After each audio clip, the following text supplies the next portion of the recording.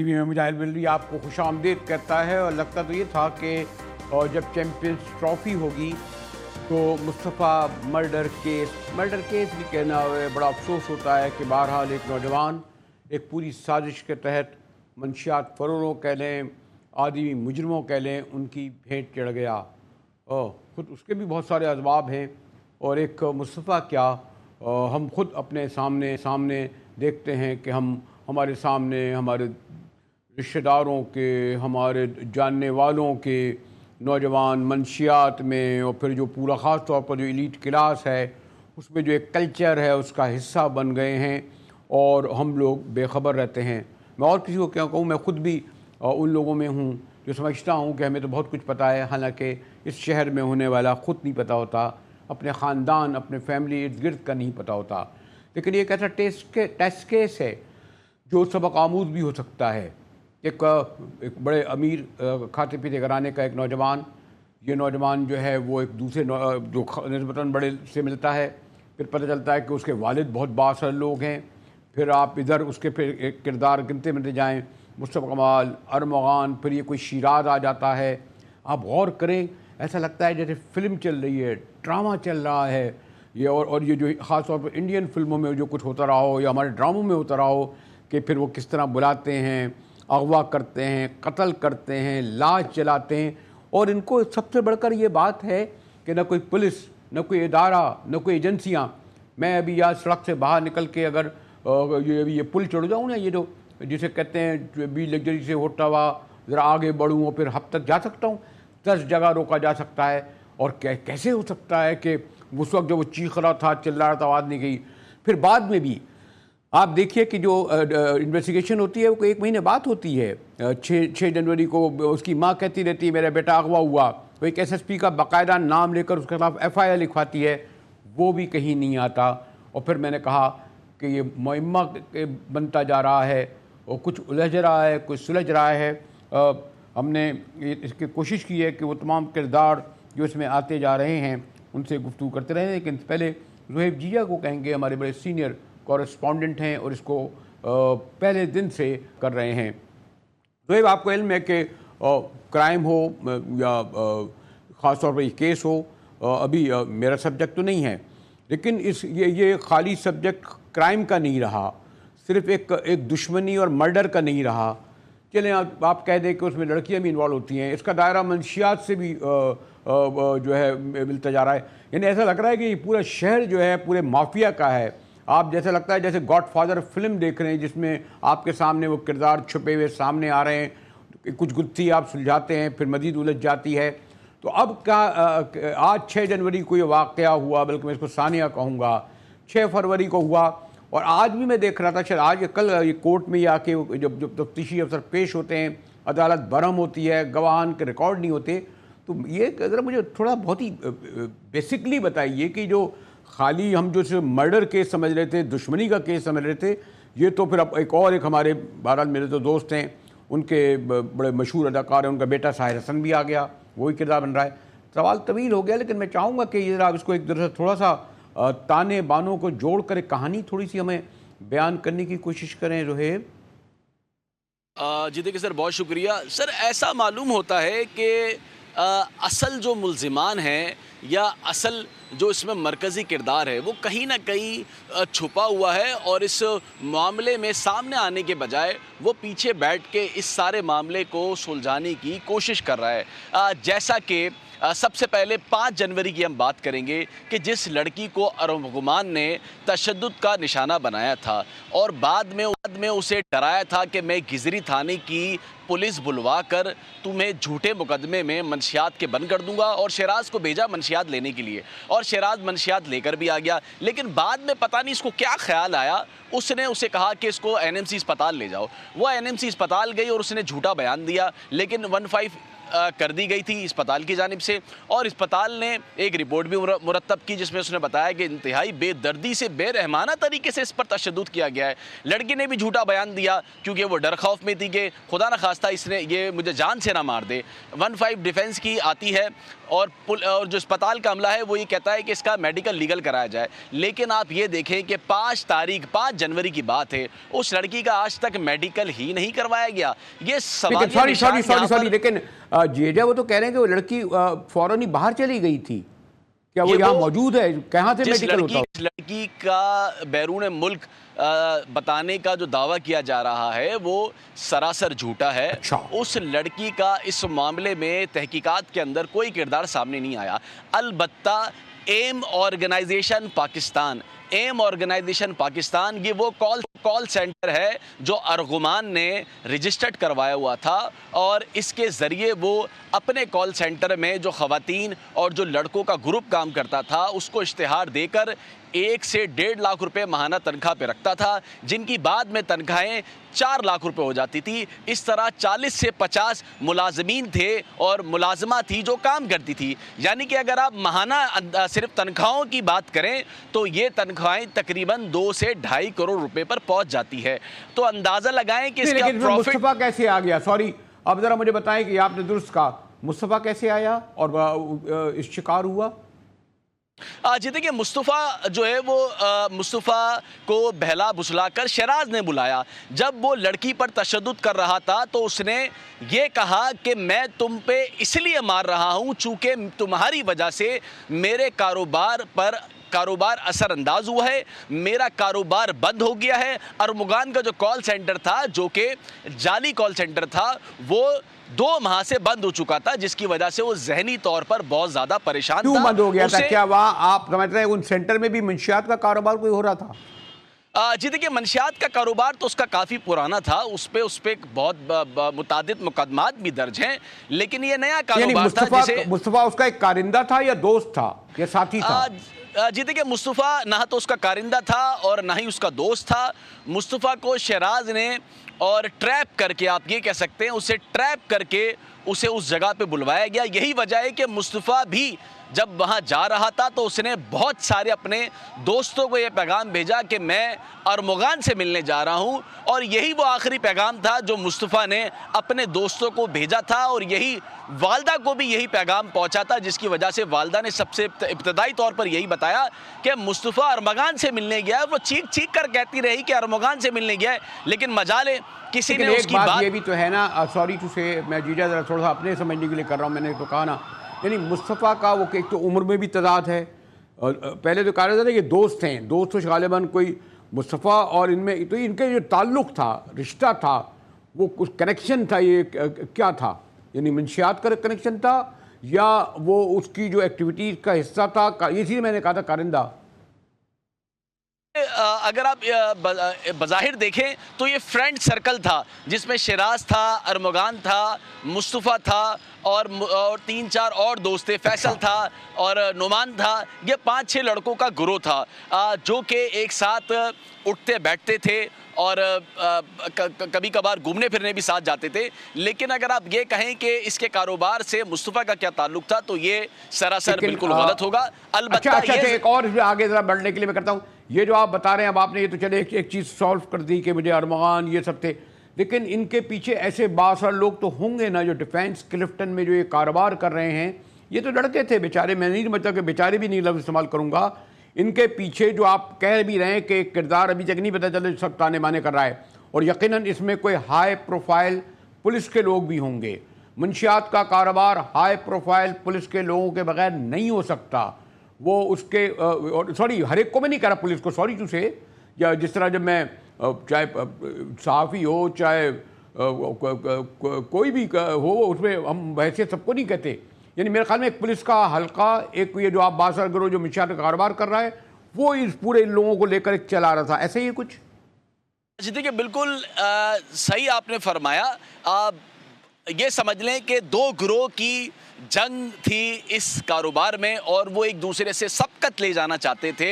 इसको आप इस तरह से समझ लें कि 2 ग्रुप थे, उनका दोनों का ही मंशियात का बड़ा कारोबार था और एक ग्रुप दूसरे पे सबकत ले जाना चाहता था और वो ये चाहता था कि इस पूरे कारोबार का जो जोहेब, ये तो लगता है कि इस शहर कराची में जो कहा जाता था कि किस बड़े पैमाने जो है मंशियात फरोशों का पुलिस जिसका असल काम है उसके सरपरस्ती जब नहीं कहूँगा, सहूलतकारी से और इन नौजवानों को इस्तेमाल करती है।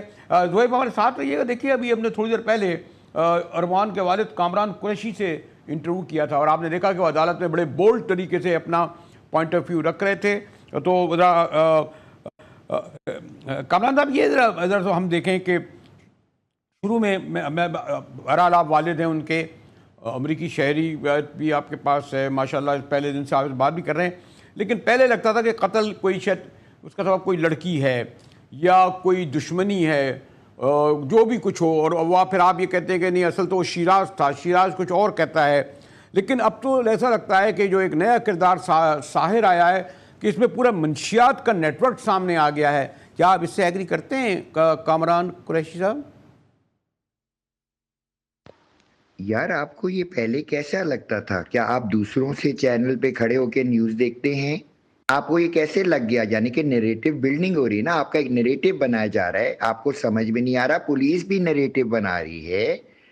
पूरा एक ऐसा माफिया है जो मैं आप कसम खा के बोलता हूँ, अल्लाह से डरो सारे, कि जो इन्होंने अभी तक प्रोसिक्यूशन ने जो इल्ज़ामात लगाए हैं ना, उसमें अगर मैं बोलूं कोई दूसरी पार्टी और वो ये काम करती है तो आप क्या बोलेंगे इस बारे में भाई? ओके, कामरान साहब, लेकिन जी उनकी लाइन ड्रॉप हो गई। जोर जीजा रहेगा, आप हमें साथ रहिएगा।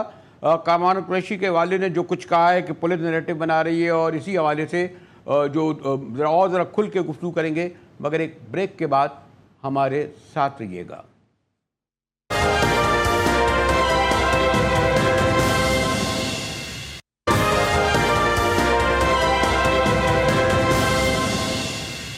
टीवी में एक बार फिर मुजाहिद वली आपको खुशामदीद कहता है। हमारे साथ ज़ोहैब जीजा हैं जिनसे गुफ्तगू कर रहे थे कि फिर हमारी कामरान कुरैशी यानी जो मेन मुल्ज़िम कहें, और पाकिस्तान में तो आपको इल्म है ना कि किस तरह से जो है मुल्ज़िम को, मुजरिम को फिर मासूम से आज़ाद कर दिया जाता है।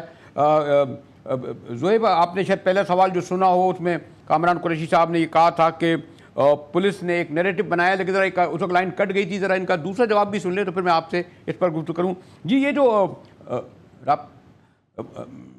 कुरैशी साहब, ये जो आ रहा है कि जो हमारे सामने पूरा ये जो केस आ रहा है, इसमें उलझ रहा है, ये बताइए कि जिसमें मंशियात फरोशों से जो मैं जोर दे रहा था कि केस उस तरफ मिल रहा है, यानी खाली मर्डर का केस ही रहा, इस बारे में क्या कहेंगे आप?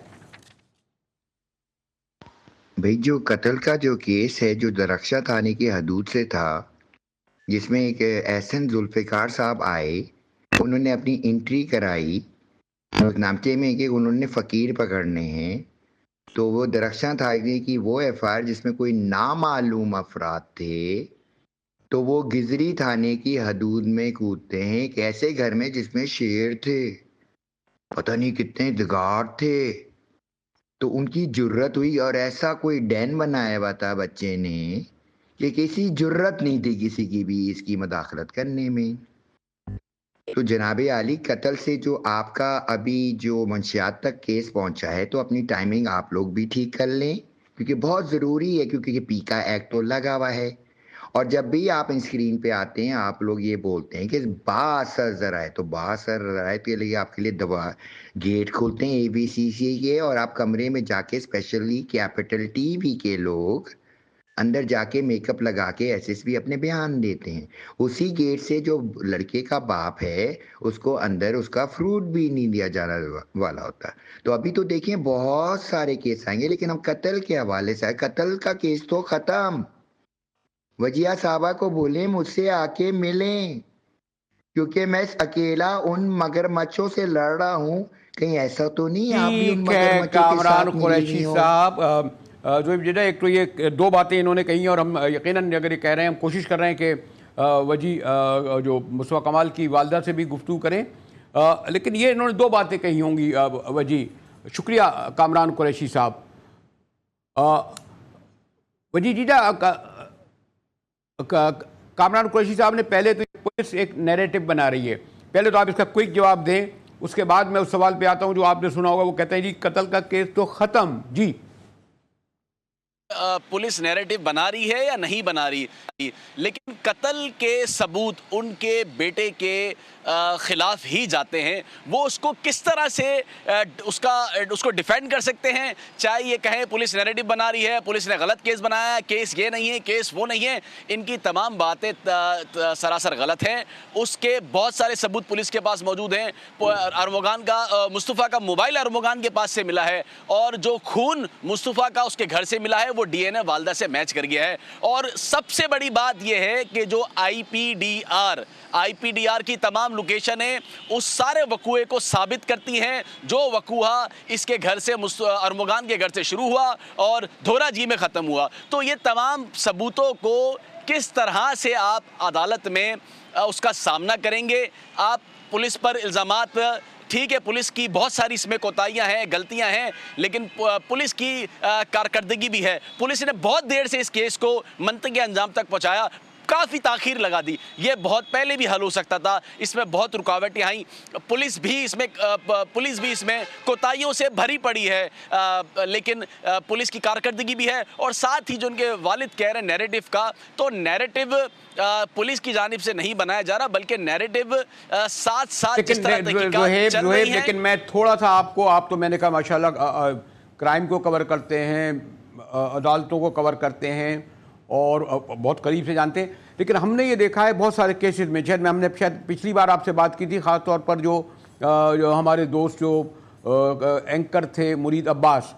अब उसमें ये हुआ है कि जो 2.5 साल हो गए, उसमें जो अदालत का सबसे बड़ा कसूर है कि वो उन वकीलों को जो इतने अरसे से तारीख दे देती है, गायब हो जाते हैं, फला हो जाते हैं, तो पुलिस तो केस बना लेती है, यानी जैसे सगासा आप कहते हैं, तफ्तीशी अफसर कहते हैं। बाद में जब वो अदालत में आता है उसको डे बाई डे सुनने के बजाय, जिस तरह आजकल होता है ना, या सुन रहे हैं आप 12-12 घंटे केस सुनते नहीं है कादी फायद ईसा साहब, आखिर में इन केसों को 12 घंटे 16 घंटे सुनकर जो गवाह है उसको बुलाएं, पुलिस है उसको बुलाएं, बाप को बुलाएं, ये करें तो कंक्लूजन तो सामने आएगा।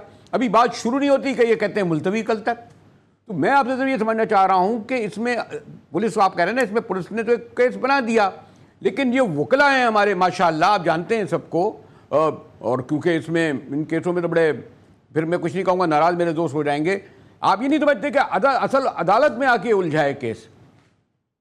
जी देखिए मुजाहिद साहब, कानून ये हक देता है कि दोनों जानिब से आप वकला उनके मौजूद होते हैं, लेकिन यहाँ पर जो सबसे बड़ी बात है वो ये है कि आप जो शवाहिद पुलिस ने जमा किए हैं, जो कि बहुत ही स्ट्रॉन्ग एविडेंसेस हैं, आप उनको कैसे डिफेंड कर सकेंगे अदालत में?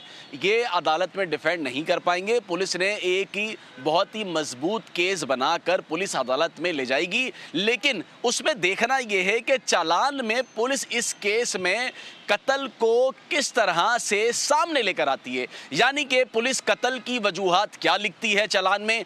ये एक बहुत अहम होगा पुलिस के लिए, पुलिस को अपना किरदार सामने लाना, और यहाँ पर पुलिस की कारकर्दगी का पोल खुलेगा भी और पुलिस की कारकर्दगी सामने भी आएगी। आप तो लब पोल इस्तेमाल ना करें ना, मैं भी चाहता हूँ कि पोल ना खुले, असल तो उनकी कारकर्दगी की नजर आएगी या नहीं आएगी। लेकिन आखिर में कोई ये हमारे दोस्त हसन के बेटे शाहिद हसन कैसे आ गए इसमें?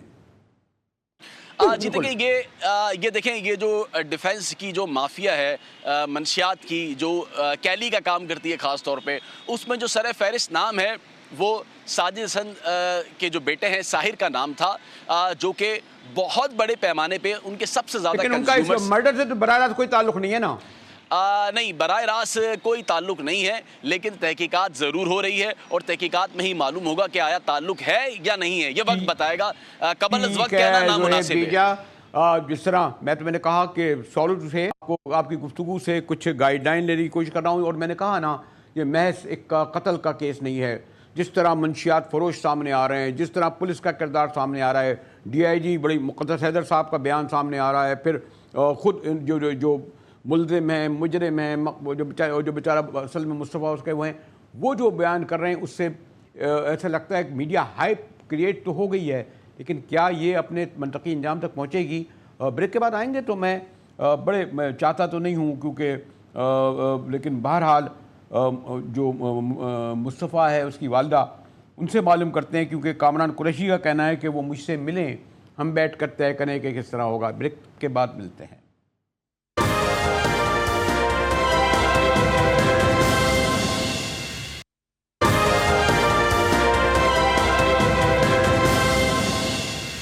टीवी में एक बार फिर मुजाहिद वली आपको खुशामदीद कहता है। जैसे मैंने अपने इब्तिदा में भी कहा था कि मुस्तफ़ा का केस जो है, मर्डर केस जो है, जैसे जैसे मीडिया में आ रहा है और जिस तरह आ रहा है, उससे लगता है कि ये शहर जो है पता नहीं माफियाज चला रहे हैं, किस किस की सरपरस्ती में चला रहे हैं, इंटरनेशनल रूल क्या है, और विक्टिम एक यंग नौजवान होता है, उसकी माँ पे क्या गुजरती होगी। ये तमाम बातें सुनकर देखकर मेरे साथ मुस्तफ़ा की वालदा वजी आमरा साहिबा हैं। वजी साहिबा, आप अब तक यहाँ तक जो केस आया है उसमें आप समझती हैं, आपके भी वकील हैं, ये लगता है कि जो आपके बच्चे के जो मुजरिमी कहूँगा या मुलजिम कहूँ, वो अपने अंजाम को पहुँचेंगे? आपको लग रहा है ऐसा, या उलझ रहा है ये अदालत और पुलिस के दरमियान? मुजाहिद साहब, आप इतने सीनियर सहाफ़ी हैं, अगर आप ऐसा सवाल कर रहे हैं तो आप तो मेरे दिल में एक शक डाल रहे हैं कि जैसे आपको भी अपनी जुडिशरी पर जो है यकीन नहीं है। ठीक है, मेरे साथ पास्ट में जो जज साहब ने ATC 1 के जज साहब ने किया, जो अरमगान को इतना फेवर किया या उनके वालिद साहब को इतना फेवर किया, जिससे मेरा यकीन ख़त्म हो गया। लेकिन हाई कोर्ट तो था जिसने उस ऑर्डर को रिवाइज कराया, मतलब चेक है, जिससे उम्मीद भी जागी।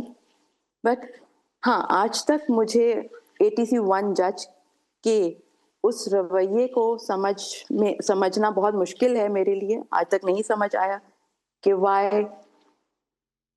he was so much in favor of Armagan but not for my son। शायद इसी वजह से आप मुझसे ये सवाल कर रहे हैं कि जुडिशरी, अल्लाह ना करे, जहां मेरा केस चल रहा है वहां पे कोई लूप होल्स हैं। मुझे तो लगता था कि आप मुझे थोड़ी तसल्ली देंगे उस बारे में। नहीं, मैं एक थोड़ा सा ये था, क्या आपके इल्म में था कि मुस्तफ़ा इन जैसे लड़कों के दरमियान, जैसे शिराज हुआ या रमगान हुआ, इनके दरमियान उठता बैठता है, और ये जो कॉल सेंटर के नाम पर दूसरा कारोबार कर रहे हैं, आपके इल्म में था कि बच्चा कहाँ जा रहा है आपका?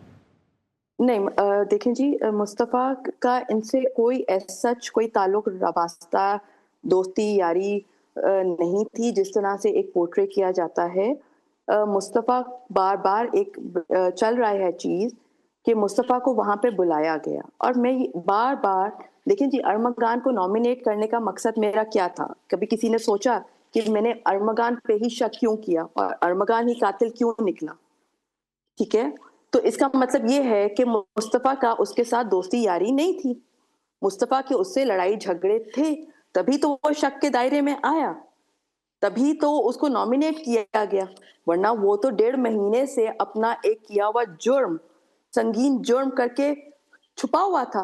वो तो सबको उसने कहा मैं तो पागल बना लिया, आई एम टू स्मार्ट, मुझे तो कोई पकड़ ही नहीं सकता। वो तो 7 तारीख को अपनी, और ये जो जब आप ये कह रही थी कि मेरा बच्चा अगवा हुआ है, तलाश करो, तो आप दरख्शत थाने या दीगर जगह जा रही थी, वहां से क्या जवाब मिलता था?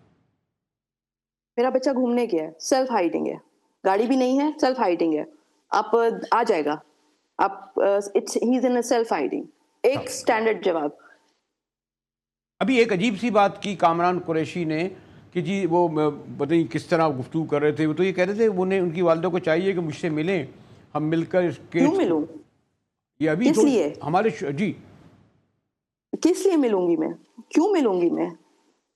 आप सोच, मतलब लाइक एक कातिल के बाप से, मेरे बच्चे के कातिल, मेरे बेटे के कातिल के बाप से मैं क्यों मिलूंगी? मतलब किस लिए मैं मतलब को ये बात सुने। अब ये लड़ाई, मेरा बेटा चला गया, मेरी तकलीफ कोई पूरी नहीं कर सकता है। उससे एक दिन पहले इसने एक लड़की पे तशद्दुद किया, शुक्र है वो बच गई। जब उसका DNA सैंपल जब मेरे बच्चे के साथ मिला ना, तो मेरे दिल में सिर्फ एक ही है कि अल्लाह पाक उसकी, वो बच्ची महफूज हो। आप अब ये पता है क्या, मैं सब माओं से कह रही हूँ, अब ये मैं लड़ाई इसलिए भी लड़ रही हूँ कि अरमगान जैसा जानवर बाहर ना आए, और जो दुख मैं, तकलीफ मैं बर्दाश्त कर रही हूँ, बाकी किसी की माँ को इस तरह का तकलीफ ना बर्दाश्त करनी पड़े, क्योंकि ये इस आदमी की बहुत नॉर्मल प्रैक्टिस है कि टॉर्चर करना, लोगों को मारना, बेगुनाह लोगों को मारना। उस लड़की का क्या कसूर था जिसने मारा, या मुस्तफा का क्या कसूर था इसने जो मारा? ये एक कोई वैलिड वजह इस लड़के ने दी है कि मैं उसे कहूं कि जी इसने बस उठा और ये सबको डंडे मारना शुरू कर देता है, और ये आएगा और आके किस चीज की कौन गारंटी देता है, कौन सा इंसाफ है ये कि वो नहीं मारेगा? मतलब उसकी पिछली भी पास हिस्ट्री में यही चीजें निकलती आई हैं। तो आपको लगता है कि ऐसे इंसान के वालिद से मैं मिलना चाहूंगी? मुझे नहीं लगता। मुझे ऐसा आपको मैं इस तरह की माँ लगती हूँ जो 1.5 महीने से इस कातिल को ढूंढ रही है, आप दुरुस्त फरमा रही हैं, जिसने अपने बेटे पे कभी गिव अप नहीं किया। अब जो अदालत में केस है, हमारे यहाँ सॉरी टू से अदालती निज़ाम ऐसा है कि महीनों नहीं बरसों केस चल जाते हैं। कुछ लोग कहते हैं कि जी वो फिर बाज़ केसों में कि नहीं वो एक हमारे एक शरई को ले आते हैं कि नहीं, उसके ज़रिए कुछ कोशिश करते हैं। लेकिन आपको अब जो हाई कोर्ट लेवल पे तो एक हद तक उम्मीद है, और आपके वकील सही तरह केस लड़ रहे हैं कि ये केस मुत्तकी अंजाम तक पहुँचे, और जिस तरह के आप कह रही हैं इस तरह का लोग, इस तरह का जो जिसने आपके बच्चे को मारा कोई किसी और भी इसका शिकार ना हो? बिल्कुल, मुझे बिल्कुल यकीन है। आप कह रहे हैं सालों केस चलता है, सालों केस चलने का मतलब है कि 302 का एक मुल्जिम बाहर नहीं आना चाहिए, जो इस he should not be in the city, he should not be anywhere around. इसको हमारे बच्चों के आसपास, क्योंकि ये न सिर्फ अपना पैसे का रोब डाल के लोगों को दबाना चाहता है। ये सबने कहा, जब मैं ये मेरे सामने ये आके खड़ा हुआ, सबने कहा कि उनके पास बहुत पैसा है, बहुत पैसा है, सोच लो। मैंने कहा हाँ होगा पैसा, लेकिन मेरा बेटे की जान उसके पैसे के आगे बहुत ज्यादा कीमती है। उसका पैसा बहुत बेमायनी है एक इंसान की जिंदगी के आगे। जिस जारहाना तरीके से मुजाहिद साहब इसने मेरे बेटे का कत्ल किया, मैं लिटरली आज तक उस तकलीफ को, एक एक तकलीफ को महसूस कर रही हूँ जिससे मेरा बेटा गुजरा होगा। मतलब ये आप लोग इस आदमी को कैमरा पे बिठाते भी क्यों हैं? मैं आपसे बहुत, ये आप लोगों की मर्जी है, चैनल्स की वो मर्जी है, लेकिन मैं सोचती हूँ कि इस किस्म का आदमी अपने बेटे को डिफेंड भी कैसे कर रहा है? शर्मिंदगी में वो कहीं चला क्यों नहीं गया? मतलब वो वहां खड़ा है और वो कह रहा है कि जी मुस्तफा अमेरिका में होगा, वो जिंदा है, ये ड्रामे कर रहे हैं। आप कौन से मतलब एक बच्चे ने आपके गुनाह किया, एक आप आके उसको जस्टिफाई कर रहे हैं। मतलब किस तरह? बस कर दें। मतलब हमारे निजाम को आप मजाक मत बनाओ, जुडिशरी को मजाक मत बनाओ। मैं आपकी बात से बिल्कुल वजीर साहिबा मुत्तफिक हूँ, और किसी भी बच्चे के साथ जिस तरह हुआ, और ख़ासतौर पर मुस्तफ़ा के साथ हुआ, तो पूरी हमदर्दी मेरी आपके साथ है। और मुझे भी हैरत होती है कि ये किस तरीके से उलझाया जा रहा है एक मर्डर केस को, और इसमें नए नए किरदार लाए जा रहे हैं। लेकिन हम जिस तरह, मेरा ख्याल है कि मीडिया भी इस केस को ज़िंदा रखेगा उस वक्त तक जबकि ये असल केस पूरे तौर पर सामने होकर मंतकी अंजाम तक नहीं पहुँचेगा। माज़रत के साथ आपका शुक्रिया। मुजाहिद वज़ीर को इजाज़त दी।